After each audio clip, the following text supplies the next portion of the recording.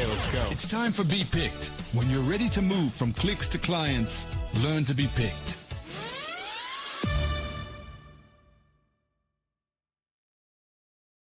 Welcome to Be Picked, the podcast for busy professionals who want to learn how to build and maintain a practice.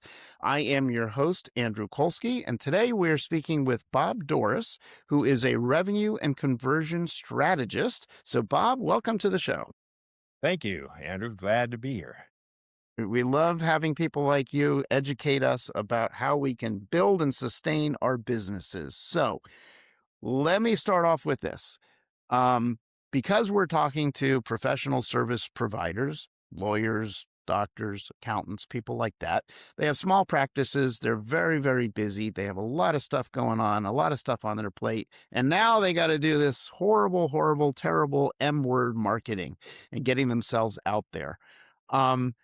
What has been your experience in terms of the issues that people like that need to be concerned about, and how can they make their lives? Well, yeah, marketing is a big issue. I think that it's probably the biggest issue for most people. Everybody goes to school, learns their craft, and isn't told that they have to go out and market it. And, the first thing to get in mind or to really internalize is you're not in the business of doing the thing you do. You're in the business of marketing the thing you do.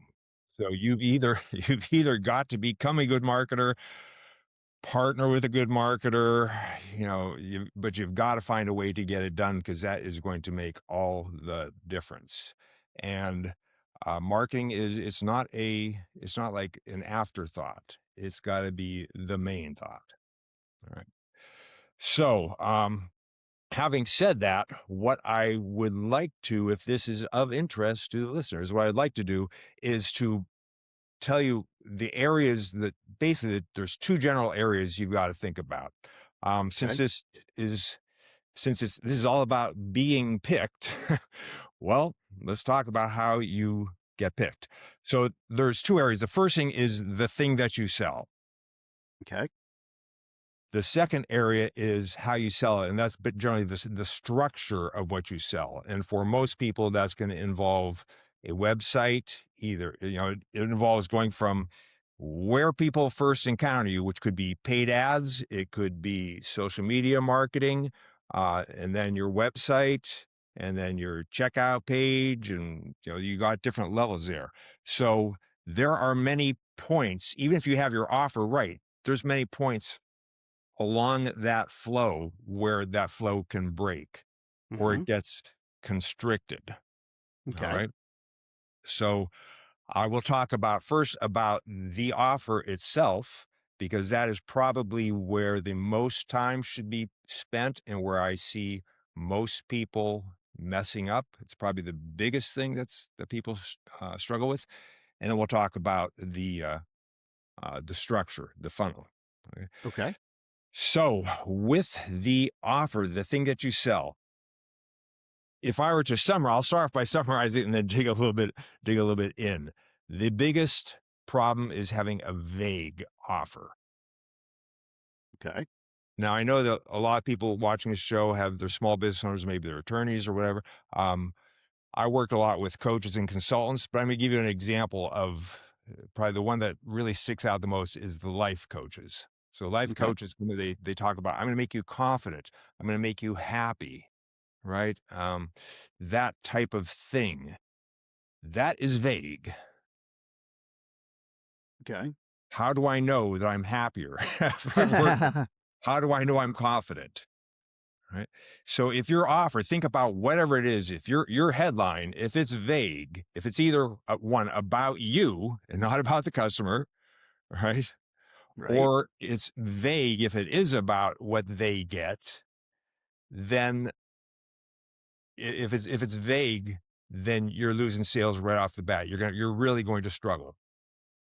So if we were to reverse engineer the process of what you do, I would say I take people, I break, when I can tell that their offer is bad, I go back to step one, go back to the very beginning, right? And this can be painful for a lot of people because we're just so used to saying, Let me be your attorney. Let me help you get over anxiety. All that, vague stuff. So what are you actually selling? And you got to Hmm. sell something. If you want to be successful and not struggle the rest of your life, the rest of your career, you've got to find a problem that you're solving for people that is, I call it a 3 a.m. problem, a bleeding neck problem. It's a problem that they have to solve. Right. Right. Yeah, not maybe. This is something they have to. That's why you can sell pain remedies from now until eternity, because people, if they're suffering, they're in pain, they have to get over pain. If they have migraines, they have to get over these migraines. Right. They have to. Okay.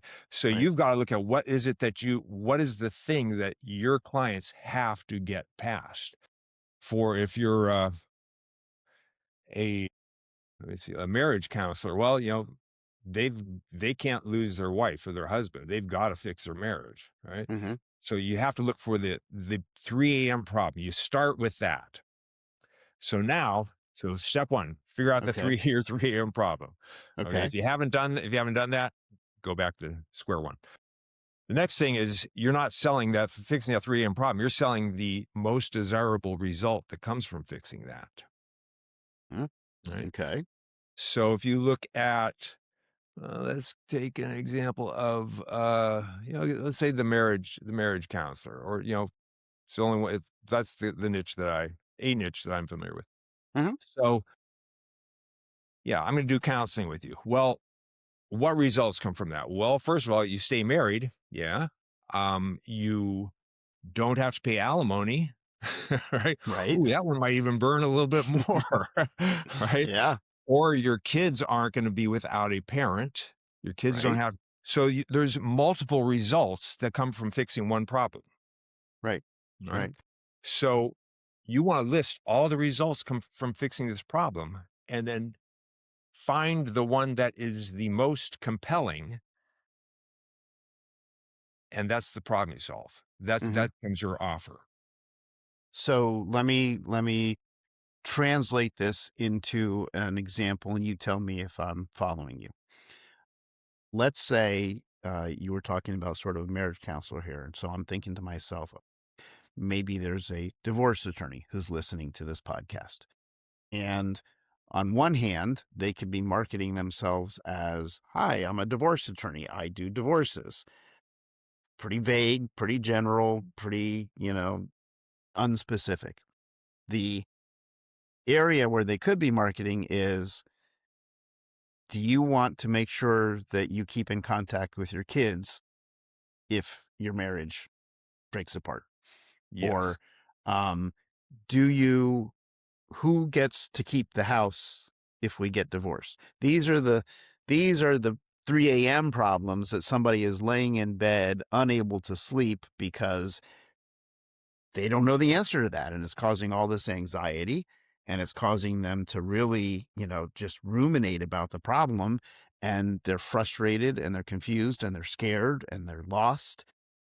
Is that kind of what you're saying? Yes, exactly. So you're not selling the thing you do. You are selling the most desirable result that comes from the thing that you do. Right. I love that. Let me say that again, because I like that. You're not selling the thing you do. You're actually in my words, you're selling the comfort that the problem has been resolved. Yes. So in Yes. You're other words, stopping the bleeding. Yeah. Yeah. yeah. Now that could still be worded in a bit vague way. So I Okay. have a couple of things that I really require that my offer does. So it's not just this result. Let's say I'm going to go with something simple. Lose 10 pounds, right? Okay. You're a fitness coach or whatever, or a nutritionist. You're going to lose 10 pounds. Well, or lose weight. Okay. Lose weight is a vague offer. And maybe you're coaching or consulting you charge $2,000, $3,000, whatever you charge, right? To lose weight. Well, yeah, I'm going to lose, 5 pounds over the next 20 years, right? So helping you lose weight is vague. Losing 20 pounds in the next 90 days is very specific. Good point. So your result has got to be measurable. It has to be not, there can be no doubt. If they pay you, they either got the result or they didn't. It has to be measurable, right? And if it can be a metric like 10 days or by 50% or something like that, perfect, right? If not, then it has to be binary. Yes, I stayed married, or no, I didn't. Right. Right. And then it has to have a timeline. Okay. So save your marriage in the next 30 days. Drop that 10 pounds or that 20 pounds in the next 60 days. Whatever it is, it has to be measurable in a timeline. Now so when people hear that, they can future pace and go, well, yeah, I don't want to do the exercise, or I don't want to go through this counseling or talk to an attorney, but boy, my life 90 days from now is going to look like this, right? You Right. just gave them clarity. You got rid of any vagueness in your offer. The test is once you come up with your offer, it's a simple test. You give me X amount of dollars, I give you this. Is your audience going to jump on that or not? Mm-hmm. If it doesn't fit that, you give me $1,000, I'll make you confident. I don't know. Will I be confident, right? You give me $1,000, I'm going to increase your revenue by 50% in the next 60 days. Yep, I can do the math, and I know it's a good investment. Right. So, or your kids, you're going to get to see your kids, $5,000, and you're going to get to see the kids, in 90 days, I'll guarantee you're seeing your kids for the rest of your life, something like that, Right. but it has to have those things built in. Otherwise you slip back into the vague. So as you're talking about this, I'm thinking of an example, and I want to run it past you and get your thoughts on it. Oh, someone is out there and they are marketing this vague offer. Give me $1,000, I'll make you more confident. And they find they're not getting takers.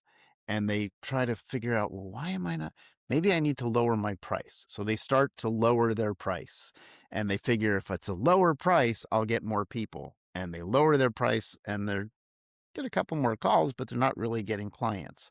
And then they're like, well, let me lower the price or give another special offer. So instead of them focusing on the problem, which is they don't have a specific offer, they're focusing on, oh, it's got to be price. And then they start to lower and lower and lower the price, but they're offering something that is not tangible for the person to want to buy. Is that kind of part of what happens?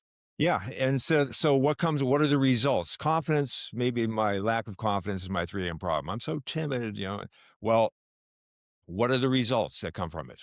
Well, maybe I was able to get a promotion at work, right? Maybe I was able to get the girl of my dreams, right? So why not market that and get that promotion at work? That becomes your offer. I'll help you I'm going to help you to get promoted in the next 90 days, the next 6 months, something like that, right? Now that's the thing that they want. And what you do is everything in marketing is testing, if any of our listeners don't know that. But you're finding the most desirable result that comes from making people confident, and that's what you offer them. Got it. The confidence is only a mechanism to get there. Right. As a matter of fact, the beautiful thing about that is once you come up with the desirable result you're getting and you find a different mechanism, maybe it's not increasing their confidence. Maybe it's bringing in some guy who is a expert at getting people promotions, right? You can change the mechanism anytime you want to, but you get known for the result that you're marketing. Right. Your methods change. So becoming or really putting yourself out there as a niche specialist, but you become the go-to person for that particular issue. So how do you answer the question of the person? Because I hear this all the time. I attend lots and lots of like business building type of meetings, and I hear these people with small businesses, and they're like, let's take business marketing, okay? And people will say, well, I have a business marketing company. Okay, well, who do you service? Oh, anybody that's needing to market their business. Well, but do you do restaurants? Do you do professionals? Do you do stores? Anybody that needs it. are they doing themselves a favor or a disservice by trying to be so broad that they don't have a particular offer? Yeah, yeah. And in there's a protocol I put people through who are doing this type of thing. We're trying to fine tune their offer. That would be you nailed it. That's the third step we do. Once we know what the problem is they're solving, the ideal result they're going to provide, who are they going to provide it for? Okay. So yes, you got to be a specialist. You can't be a generalist. If you're speaking to everybody, nobody hears you. But when you say that person, you call that person out by name or by their niche, they go, "Whoa, that's me. He's talking to me." So you have to define it. And the fact that specialists, if I let me think, let's say I help people get over anxiety. That's pretty vague, right? But I just help people get over anxiety. Well, if I help CEOs of businesses doing over $1 million a year to decrease their stress load by 80% within the next 60 days. Well, first of all, that CEO who's doing over $1 million a year goes, "Yep, this is for me." And boy, this must cost a lot because it's so specialized. They know me personally. They know my audience or Right. they know my problem. So you're going to get people hearing you when you call them out. So you have to call them out. Um, it kind of that's going to play into your marketing. And when I talked earlier about structure, which I'll talk again about shortly, Sure. structure, your marketing, you have to be getting your message in front of the right person, Right. right? Right. It gets very expensive advertising to everybody. Now, here's the thing. Especially if you're doing organic marketing, you're doing social media, even though you call out somebody, you're thinking, well, maybe I'm going too narrow. People worried about that. I can help everybody. Maybe I'm going too narrow. So maybe your your content, when your niche is just these CEOs, right? That's the niche you've called out. But your content's how CEOs get over anxiety, right? Well, don't you think everybody else with anxiety is going to hear your content and go, well, can you help me too? Right? So you have to call somebody out, but you're pulling in from a broader top of funnel. Right. And these, Sorry, it just reminded me of something. As an example, I took a CPR class. Somebody has a heart attack, got to know how to do CPR. And one of the first things they taught us was think about it. Somebody has a heart attack, they lay it on the ground. What happens? A crowd gathers because everybody's gawking. Mhm. You're the one there saying, "Hey, I know CPR. Let me go ahead and start." But you got to get an ambulance there. And what they taught us is never say somebody get an ambulance because everybody's going to be looking at everybody else and assuming they did it. It's more specific to point to a particular person and say, you call an ambulance because you're being specific and targeting, and now you're going to get action. Yeah, yeah, yeah, yeah, exactly the same thing. Perfect analogy. Yeah, it came to me and it's like, I don't know why, but I got to say this. So I'm glad you please did. continue.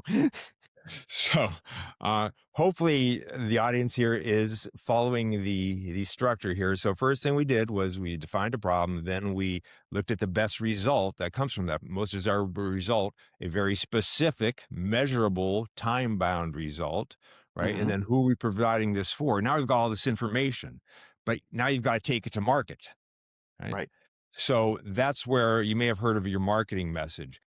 I think marketing messages are misunderstood and underutilized. So you turn that into a marketing message. For example, um, C I help CEOs of small businesses or CEOs of corporations and this audience to decrease their anxiety by 50% in the next 60 days, something like that, right? Without taking drugs, without these things they hate, right? Well, that is my offer. And I have to have that wording down. That becomes my source of truth. I make my clients literally write that down and paste that up somewhere. And every message they put anywhere has got to be a piece of that, maybe not the whole thing, but a piece of it, or very, very slightly modified, but it's got to be that. Mhm. And here's the reason why. When we don't do that, we don't have a single source of truth. One thing that we take out to market, when I'm saying take it to market, you run into somebody at a party, say, I do XYZ. Here's my marketing message. Your headline should be part of that. I help blank to blank. Everything you do should be that. I helped one fellow who is a personal finance expert, and maybe there's people in your audience who do this. We came up with the idea that he knows how to help people retire early. Well, because of my age, I'm thinking that's awesome. That's what everybody wants, right? It's what I want. Right. And he took that to market and found out that people weren't responding to it. Guess what they responded to? His audience, and this goes back to the audience thing, why you have to define your audience. In Right. my head, his audience was going to be people my age, right? He was younger than me. His audience, the people who he resonated with, were younger too. So they didn't want to retire. They wanted to use his strategies to make more money while Right. working. So with the retirement thing, he had to take that to market to find out. And when they didn't respond, then he started, they said, he'd ask him, well, what do you want? Oh, I just want, I don't want to retire. I want to make more money. Boom. He's the same guy offering the same thing, changed that marketing message and took that out, and now got feedback, got the data on that converted better than the other thing. But if he didn't take that one refined message, he was throwing slightly different messages everywhere. Mm-hmm. He wouldn't have known what it was that people wanted. Right. So once you know what your offer is, you got to turn it into a marketing message, and that is set in stone until you have taken it to market and tested it and gotten feedback on it. Right. Right. So that's the initial stage. Now, there's some other things that I highly recommend to be picked, right? Mhm. If you are, maybe you've got that part together. Here's the thing. Again, I come from a world of people who are coaching and consulting and, kind of vague people. Well, how do you stand out against everybody else who's doing something similar to you? Right. Good My point. Good question. My recommendation is that you have to differentiate yourself. My recommendation is you take whatever it is, whatever result that you help people get, you work backwards. I help them get this result. Well, you define your steps for getting people there. Let's say you create a 9-step program, right? So you mark this down. I'm not saying carry around your head. I'm talking about you write down the steps, you clarify it, you document it, you print it out so you see it, so your prospects can see it, everything else. Now you have a unique mechanism for getting people there. Your 9 steps are going to be different than everybody else's steps. You name this as your protocol, your method, your system, right? Now you're not marketing you're marketing your system. And your system is unique to you. It's a unique mechanism. It's a new opportunity that other people haven't tried. People have tried whatever result you're trying to help people get. Let's say you're a lawyer, well, they've, tried other things. They've tried talking to their wife to see if their clients talking to their wife to see if she'll, if she'll consider letting you see the kids. Well, they haven't tried your unique method. They've failed with other things. So you can't offer them a better version of other things. You have to offer them something new. So by turning what you do into a unique system, and you do that simply just by defining the steps that you're going to take them through anyways, you've created your own method, your own signature method, your own proprietary method that when you have a proprietary method, obviously you can charge more. You're specialized. Nobody else has your method. So all you have to do is convince your people that your method is better than other people's methods. And so you could really differentiate yourself. You separate yourself. Plus, you're showing people that you've gone through the work of developing a signature protocol, which, if you're not expert, you couldn't do that. So you must be an expert, right? Hmm. And your competition is saying, oh, yeah, I can help you do that. Just trust me. You make them look silly when you can Right. show, right? And you can Right. show step by step by step. Here's how you're going to get this result. And people go, wow. When we talked about clarity at the beginning, right? How you can't have a vague offer. Well, this just makes how they're going to get the result even more clear. Yeah.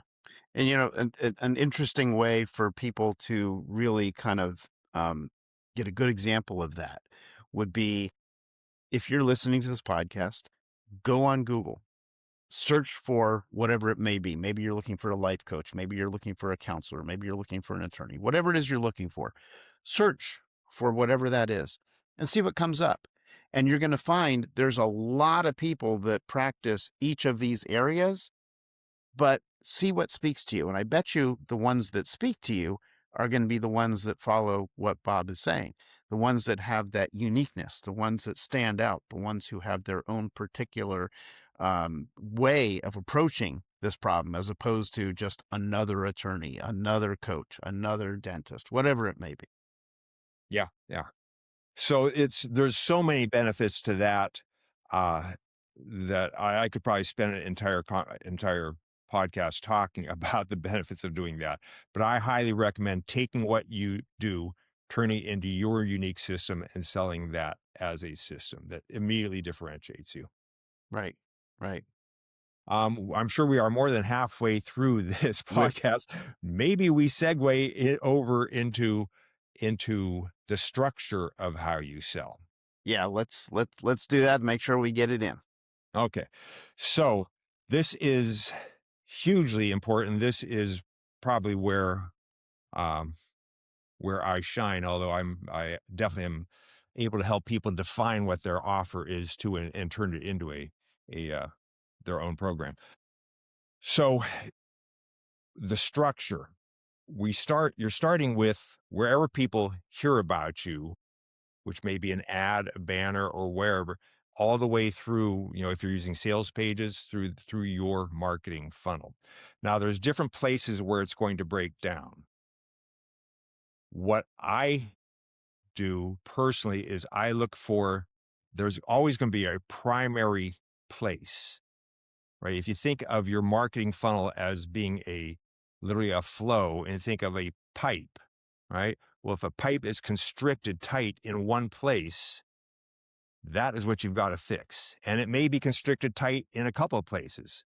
Right. But if you go and work on your funnel somewhere down this flow, hopefully this is making sense, Yeah. and you fix something like, maybe you fix the headline, right? So that opened up. But this thing before it is still constricted. You can open this up all you want. You're still only get so much flow. So you have to open up the first thing in the funnel that is constricted. Right? And that changes everything else afterwards. Mm-hmm. So we can look at different points of your funnel, but probably the easiest way to understand this, everybody's probably ever heard of AIDA, attention, interest, desire, and action, right? The copywriting world, that's a big thing. So attention, your people go through this. It's not just on page. They literally go through this from the time they see your ad. So if you think of attention as, are you even getting people's attention? Right. Oh, if your goal is, let's say your goal is to make, I don't know where your audience is at, but a typical figure. People go, oh, I want to make six figures or $10,000 a month, something like that. Well, how many people are even seeing your offer, seeing your ad to begin with, your advertising? If there's not enough people seeing your advertising, if you're not getting enough impressions, if you're running ads or enough social media clicks or whatever, people seeing your posts, you can't possibly meet your goal. Right. So the biggest thing you can unconstrict, you can open up, is getting more people to see that. Right. But if you're not thinking in these terms, you're going, there's just something wrong. You're going to jump in and start tweaking headlines that may be not broken to begin with, an offer that maybe is not broken, right? So taking this approach this is where I help people the most, is saving time because you can spend endless time adding upsells, downs, doing all this stuff downstream of the funnel, downstream of that pipe where that pipe is actually constricted, Yep. right? So you'll know if your if your awareness, you know, or the attention is broken, if you're just getting low traffic, or if you're getting traffic, you got a lot of impressions, but nobody's engaging with it, nobody's clicking, whatever, Mm-hmm. you have a problem at the attention stage, Right. right? Yeah. And So it, then you go and down that funnel, AID, attention, interest, desire, actions, interest. So you got people clicking. So you know that part is, I'm getting, if I'm running ads, for anybody who doesn't know, doesn't do ads, typically if you're getting 1% click through on rate on your ads, uh, it's okay. It's acceptable, right? Mhm. So if you're getting 1,000 people a month hitting your sales page, clicking that ad and getting to your sales page, you're at least getting enough to know if things are working downstream. So interest, people hit your page, they click the ad, they hit the page. Do they bounce off right away? Or do they stay on the page for a while? Right. Mhm. Mhm. That's the interest stage of your funnel, of your flow. If they're bouncing off right away, then you probably have a bad hook, right? Your headline is bad, or the thing that got them to go there, your advertisement, your banner, whatever, the thing that got them to go there is not aligned with what they see as soon as they hit that page. Maybe both are good. Maybe the ad was good. Maybe the headline was good, but it's not what people expected. They clicked this and they should see that exact same thing on that sales page, Right. right? So there's many things there that could be broken, or ways of knowing that's broken. Basically, like say low watch time, they're hitting, they're bouncing off, or they just get there and they don't interact on the page at all. If you're using any heat map software, anything that's letting you know that people are on your page and they're doing some action, right? So you have the attention, they have the interest and the desire. Have they clicked? Or if you're doing something where people have to call you, are they calling you? Maybe their desire is there, right? They're staying on the page, they scroll down the page a little bit, but they're not clicking that button, they're not scheduling an appointment to talk. Right. Well, that's another stage, right? Right. And there's many things that can cause that stage to break down. Mhm. And you go a little bit further, action. So maybe you got them to click that button, book a call. Well, they don't show up for the call. So what was broken there? Or they get on the call with you, but well, I got to talk to my wife, or they don't convert for some reason, right? They don't take action. So there's multiple things that can be breaking down at that point too, that you have to investigate. Right. So if you, as compared to just jumping in going, let me fix my headline, let me change my banner or my ad, or let me change what you said earlier was perfect. My price must be too high. Your price isn't too high. You've confused people. Your offer was too vague, Right. right? So Right. so you have to look at these things, but you don't just randomly look at them, because you're going to spend likely to spend a lot of time downstream of where the problem is, fixing the offer or something when it was actually the ad or the audience, before they even got to your page. And when you're spending time on that, you're taking away time from putting time into the thing that actually gets the results. And that actually, if you change that audience, would have changed the results of everything downstream. Right. Yeah, it's I mean, just to sort of summarize the way I'm hearing it from you is that before you go and fix the problem, you got to identify what the problem is, or in legal speak, what's the issue. And, I have been in so many corporate meetings where you have all these executives around a table and they're talking about, why aren't people buying this product or using this service? And they start speculating and, oh, it must be the price. It must be. And it's like, and I sit there in amazement. It's like, did you ever think to go out and ask the customer who's not buying it Yeah. why they didn't pursue? And it's like, it baffles them. Well, but I'm the executive. I know what they need. No, you don't. You do Yeah. not know what they need. They know what they need. And Yeah. they're choosing with their feet, or in this case, their finger, and clicking someone else. So it's important to identify, just like you said, where in this, pipe are you having the problem before you go and start implementing fixes, because you might be fixing something that's not broken. Yeah. And, there's a good chance the thing actually would have sold Yeah, if you had fixed everything else before it. right, right. Oh man. Well, this is really great information. I really appreciate it, and we are actually over time, but it's just important to be able to hear all of this. So before I close this out, let me ask you: is there sort of one final thought you have for our audience before we wrap up the podcast? Well, I would say review this podcast for sure. Hmm. The- You know, if you don't take away anything else, maybe start with your offer. As I told you before, the offer. If you're not going with if you're too vague in what you're offering, you're not going to do business. You've got to get very specific.